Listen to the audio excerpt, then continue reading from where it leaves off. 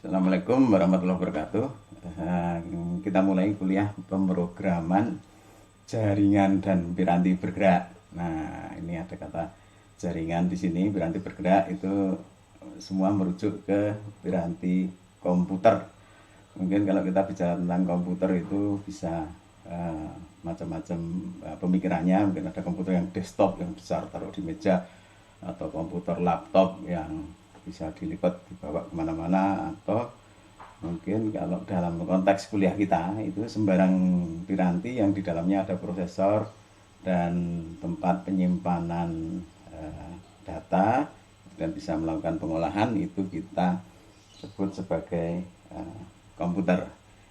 Nah, kalau di pirantinya itu piranti komputer dan kata bergerak. Nah, bergerak itu ya artinya bukan lalu dia bergerak-gerak sendiri kemana-mana, tapi maksudnya bisa dibawa kemana-mana, mobile bisa dibawa ke satu tempat atau tempat yang lain dan seterusnya. Nah, tentu sebenarnya ya semua komputer bisa dibawa-bawa kan gitu. Komputer desktop juga bisa dibawa, komputer laptop juga bisa dibawa gitu. Tapi kalau piranti bergerak di kuliah ini itu maksudnya piranti yang selain ya memang bentuknya kecil bisa dibawa-bawa kemana-mana, tapi juga di dalamnya ada fasilitas untuk komunikasi datanya. Jadi bisa tersambung sewaktu-waktu ada orang menghubungi piranti ini bisa berbunyi dia, bisa kering atau semacamnya.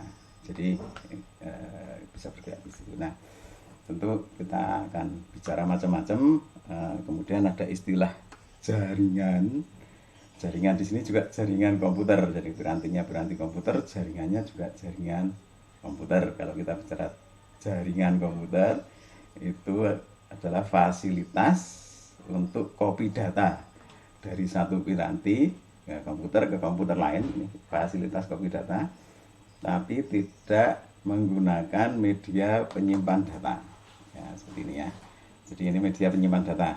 Nah, kalau kita bisa copy data dari piranti ini ke piranti satunya, pakai media penyimpan data. Jadi semacam ini, tancapkan di satu piranti, kita kopikan data ke media ini, kemudian nanti kita bawa ke piranti yang lain, kemudian kita copy balik ke piranti yang lain itu. Jadi kita bisa copy data dari satu piranti ke piranti lain. Tapi kalau menggunakan media penyimpan data, maka itu tidak disebut sebagai jaringan komputer. Kalau jaringan komputer tidak melibatkan perpindahan media penyimpan data. Nah, lalu pakai apa? Ya, kita pakai sinyal elektronik gitu. Karena komputer itu memang bekerjanya dengan sinyal elektronik. Nah, sinyal elektronik bisa saja lewat kabel. Nah, tadinya ini ada kabel seperti ini namanya kabel UTP. U-nya itu unshielded, TP-nya itu twisted pair. Ini ada pasangan-pasangan pair-pair yang twisted dipilin, itu ada 4 pasang. Dan ini unshielded. Kalau yang lama dulu ada shieldnya, ada logamnya yang meliputi, tapi yang sekarang ini nggak pakai logam penyelubungnya, mungkin groundingnya atau semacam itu. Jadi unshielded. Nanti kita bicara tentang ini. Ada juga yang melalui media gelombang elektromagnet gitu ya. Jadi gelombang elektromagnet ada yang lewat mungkin lewat dalam ya jarak-jarak dekat lah gitu, mungkin yang kita kenal sebagai, katakan salah satunya teknologi Bluetooth untuk piranti dan perangkatnya, untuk headset atau speaker atau ya semacamnya. Kemudian kalau jarak agak jauh itu kita kenal ada salah satunya WiFi ya, access point itu wireless komputer, wireless network dari suatu access point. Atau mungkin juga bisa WiFi access point teknologi yang sama tapi dipakai menggunakan tower antena, itu dari satu tempat ke tempat yang lain di posisi yang tinggi. Kemudian kalau bisa saling melihat ya, line of sight itu, maka bisa dipasang antena tembak Itu dari satu tempat ke tempat lain mungkin bisa sampai katakan 2 sampai mungkin 5 kilometer masih nyampe barangkali. Nah, tapi ada juga teknologi serupa dengan frekuensi yang berbeda. Nah, lalu kita menyebutnya gelombangnya gelombang mikro, gitu, lebih kecil, bisa tembak jarak yang lebih jauh. Itu sebenarnya gelombang mikro itu bisa jauh sekali, gitu ya, bisa jauh sekali. Tapi kalau nanti yang berkomunikasi itu di muka buminya itu kan melengkung. Jadi kalau muka buminya itu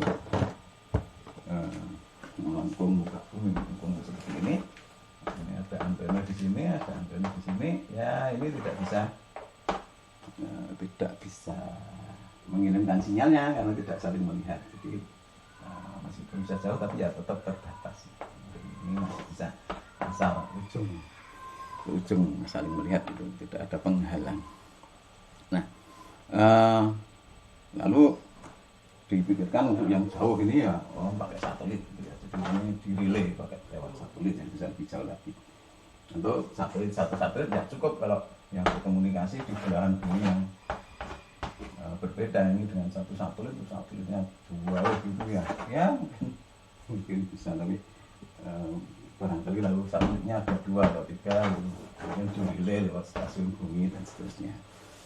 Jadi itu media pengiriman data dari satu komputer ke komputer yang lain. Nanti saya kadang menyebutnya device atau diterjemahkan piranti, atau saya menyebutnya komputer. Jadi itu medianya, gitu ya. Nah, mungkin sekedar untuk praktek saja, misalnya kalau kita ingin memasang kabel ini, kemudian kebetulan kita pakai, katakan ini kita punya piranti atau komputer ini Arduino Uno. Di dalamnya ada 2 prosesor, satu prosesor untuk microcontroller menjalankan sistem operasi Arduino-nya, dan satunya lagi itu sedikit lebih besar, dia menjalankan sistem operasi semacam Linux yang disederhanakan. Jadi ini ada bisa running 2 sistem operasi, dan kita bisa menjalankan fungsi-fungsi IoT dan sebagainya. Dia bisa sebagai klien atau sebagai server dan seterusnya. Nanti kita bicara ke sana. Interface-nya ini ada yang lewat wireless, wifi, kemudian ada juga yang lewat kabel. Nah, kalau lewat kabel harus pakai konektor, yang namanya konektor tipe RJ45, gitu ya. Masukkan RJ45, udah sesak, muat ya. Ini RJ45, ini masuk ke sana, celek itu, kemudian di sini dimasukkan kabelnya seperti ini. Nah, itu mungkin bisa dipraktekkan kapan-kapan kalau ada praktikum jaringan komputer. Sekarang lagi musim pandemi, nggak bisa praktikum langsung, atau mungkin ya beli sendiri alatnya, namanya crimpling tool. Mana tadi? Ini. Nah, ini dipakai untuk memasang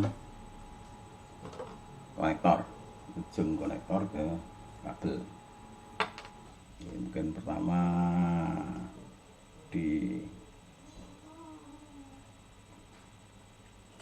dikupas dulu kulit plastiknya, lalu ditata. Nah, menatanya itu urut-urutannya sebenarnya tidak harus sama, tapi tentu saja dari satu ujung yang satu dengan ujung yang lain, urutannya harus sama tentu saja. Kalau urutan berbeda nggak bisa dipakai, tapi dari satu kabel ke kabel yang lain bisa saja urutannya agak berbeda penggunaannya, kabel yang mana. Tapi ini kelihatannya kabel Ethernet ini sudah, UTP ini unshielded twisted pair ini sudah atur untuk keperluan tertentu. Ini kelihatannya yang biru dan hijau itu nilainya lebih rapat dibanding yang oranye dan yang coklat. Karena memang yang terpakai untuk pengiriman sinyal itu yang biru dan yang hijau ini. Yang oranye dan yang coklat itu tidak dipakai untuk mengirim sinyal. Biasanya nanti dimanfaatkan untuk mengirimkan power supply. Jadi kalau ujungnya ini nanti nancep ke peralatan, misalnya katakan internet kamera gitu ya, kamera yang bisa diakses lewat internet gitu. Nah itu kan kamera kan butuh power. Nah powernya nanti dilewatkan di salah satu ini, yang hijau atau yang oranye ini, yang biru sama coklat untuk datanya. Nah, biasanya sih saya nggak terlalu hafal, tapi sepertinya dimulai dari oranye ini biasanya ada dua pairnya, yang satu warnanya solid utuh oranye, dan yang pasangannya itu oranye juga tapi lerek-lerek gitu, atau lebih terlihat seperti putih. Nah kemudian ini yang paling kanan, yang paling kiri itu yang coklat, kanan kiri, kanan saudara kiri saya, atau kanan saya jadi kiri saudara. Ini ujung yang satu ini coklat, oranye, yang bawah ini coklat. Kemudian nah untuk yang send receive-nya ini hijau sama biru ini masangnya agak lucu. Yang biru ini di tengah, ini kebiasaan aja. Biru ini di tengah, kemudian yang hijau itu di dekat, hijau solidnya di dekat oranye, hijau putihnya di dekat coklat. Nah kemudian birunya itu dibuat lalu biru putih dulu baru biru, sehingga nanti kelihatannya warnanya solid putih, solid putih, solid putih gitu. Nah seperti ini. Lalu dirapikan. Nah setelah rapi dipotong, diratakan, potong yang rata pakai sama alatnya ini, crimping tool, tapi ada bagian yang untuk ngupas yang ini, kemudian ada bagian yang untuk memotong rata. Ya secukupnya lah caranya. Nah, jadi ini kan jadi rata ya, kemudian masih terlalu panjang.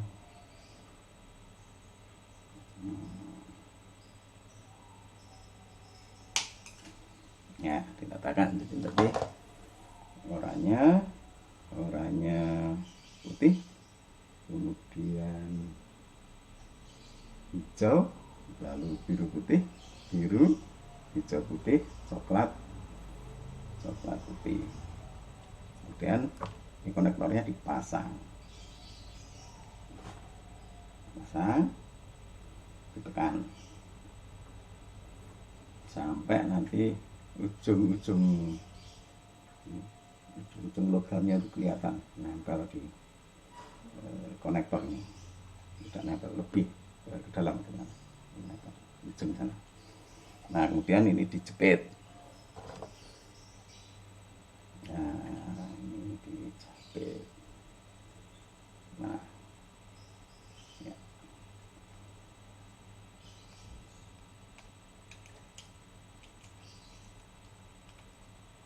Nah ini masuk dan tekan. Oke. Nah konektornya ini yang logam-logam itu kan di baliknya itu ada tajam-tajamnya, sehingga ketika itu ditekan tadi itu lalu menusuk ke kabelnya, menusuk ke selubung plastiknya, dan nempel ke bagian logam. Jadi nanti konektor ini bisa dipakai, lalu mungkin bisa dimasukkan ke, katakan ini lubang RJ45, ini konektor RJ45, ini male female. Nah kita bisa gunakan koneksi ini untuk menyampaikan sinyal jaringan komputernya. Nah, kira-kira gitu itu sinyalnya. Nah nanti kita bisa punya banyak device, banyak ya, yang ini yang bisa mau lewat, tadi mau lewat kabel atau lewat gelombang elektromagnet di udara tanpa kabel, wireless, nirkabel, dan seterusnya. Jadi kita punya banyak komputer yang bisa terhubung satu sama lain.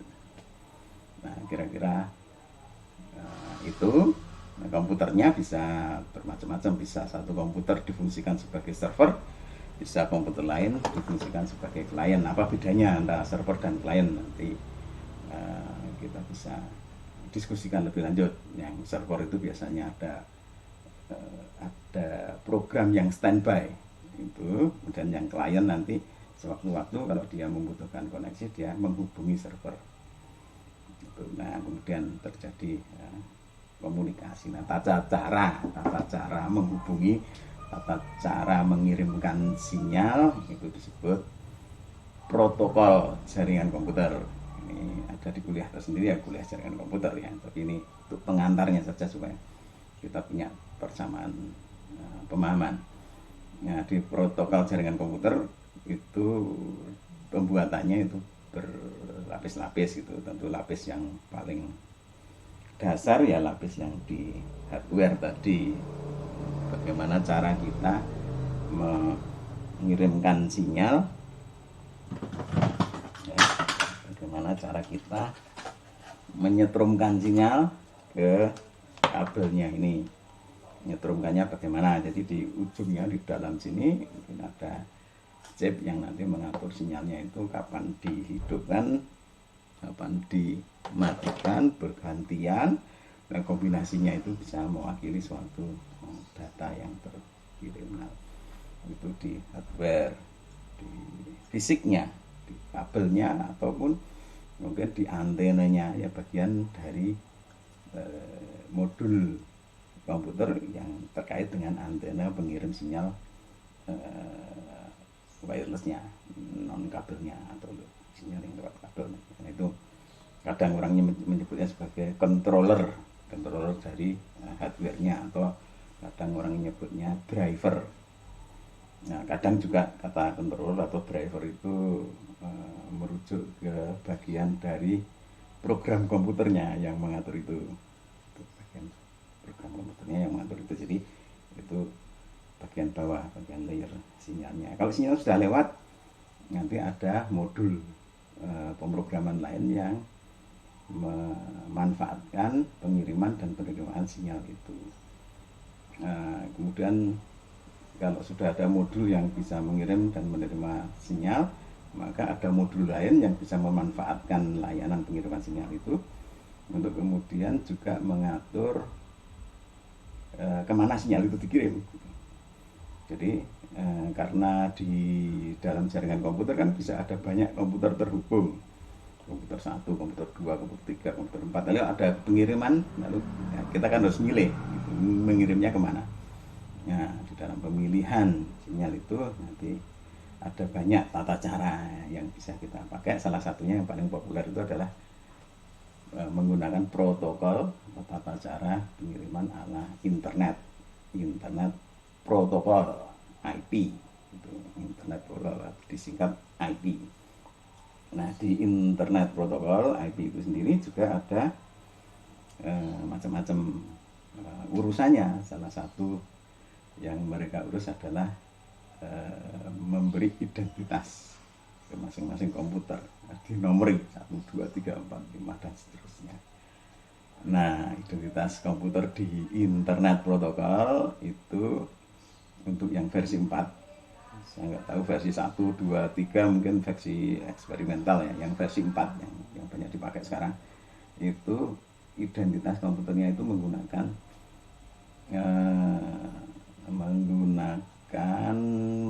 angka biner 32 bit. Jadi menggunakan angka biner 32 bit itu 1011 1010 1010 1011 dan seterusnya. Ini 32 bit lebarnya.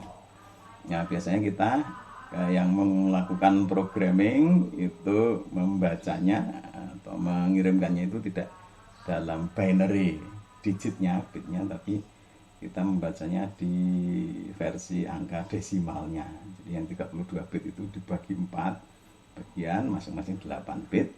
Kalau 8 bit itu kan berarti desimalnya 0 sampai 255, 0 sampai 255. Jadi nanti kita bisa katakan 10, 13, lalu yang 8 bit pertama 10, yang 8 bit kedua 13, yang 8 bit ketiga mungkin 200, yang 8 bit keempat 17 misalnya. Nah itu nanti ya, pokoknya masing-masing desimal dari 0 sampai 255. Terus ini kita kalau nyebutnya nanti, oh datanya dikirim kemana? Dikirim ke 10, 13, 26, 7. Nah itu artinya masing-masing nanti kalau diterjemahkan ke angka binarnya ya 8 bit, 8 bit, 8 bit, 8 bit, total 32 bit. Kalau kita hitung kombinasinya dengan 32 bit itu kita bisa mengidentifikasi komputer sebanyak sekitar 4 miliar 2 pangkat 32 itu sekitar 4 miliar itu ya, pokoknya itu dan seterusnya. Nanti kan tidak semua dipakai untuk mengidentifikasi host, mengidentifikasi komputer. Sebagian dipakai untuk mengidentifikasi networknya, jaringannya. Ini mau dilarikan ke jaringan yang mana, sebelum nanti di dalam jaringan itu akan ada mekanisme di operating systemnya untuk melarikan ke komputer yang mana. Jadi sebelum dilarikan ke komputer yang mana, sinyal itu dikirim dulu ke jaringan yang mana dan seterusnya. Nah, sudah barang tentu tidak semua ya dari 4 miliar kombinasi 32 bit itu terpakai untuk mengalamati host komputer. Tapi nanti dibagi-bagi. Nah, sebenarnya itu sudah terbagi habis sih. 32 bit itu sudah terbagi habis. Dulu ada organisasi kita bisa minta nomor IP, kita minta nomor IP gitu. Tapi sekarang sudah habis, terbagi. Jadi kalau kita mau menghubungkan PC kita untuk dikenal di internet, ya kita akan pinjam nomor IP yang sudah diberikan pada operator, mungkin operator Indosat, Telkom, Axel, Bisnet, dan lain-lain. Itu mereka memegang sejumlah nomor IP yang bisa dipinjamkan ke para penggunanya. Seandainya pengguna itu menginginkan komputernya itu bisa diakses dari internet.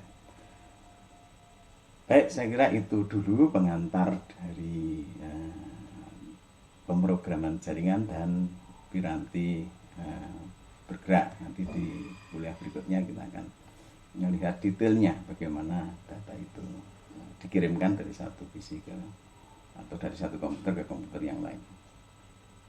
Sekian, wassalamualaikum warahmatullahi wabarakatuh.